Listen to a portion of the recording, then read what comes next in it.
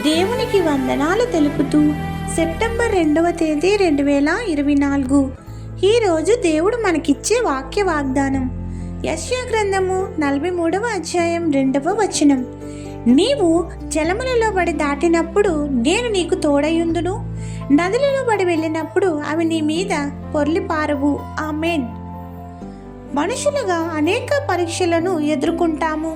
అవి మన హృదయాలలో చాలా భయాన్ని తెస్తాయి.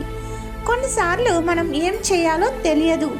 ఈ లోకంలో అనేక పరీక్షలను ఎదుర్కొంటామని దేవునికి తెలుసు. అయితే ఆయన వాక్యము ప్రోత్సాహాన్ని మరియు ఓదార్పునిస్తుంది. ఆయన మనలను ఓదార్చడానికి ఉపయోగించే బైబిల్ వచనాల్లో ఒకటి యెషయా గ్రంథము 43వ అధ్యాయం 2వ వచనం.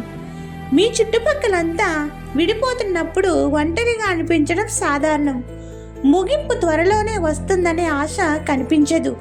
దేవునితో ఎలాంటి పరీక్షనైనా ఎదుర్కోవచ్చు, దానిని అధిగమించవచ్చు, ఎందుకంటే ఆయన ఇస్తాడు. నువ్వు జలాల గుండా వెళ్ళినప్పుడు ఆయన తోడుగా ఉంటారు.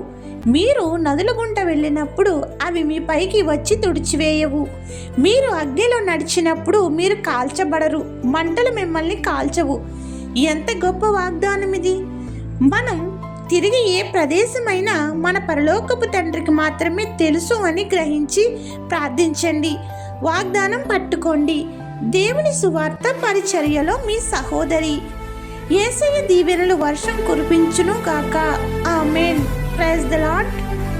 అందరికీ మరణాత.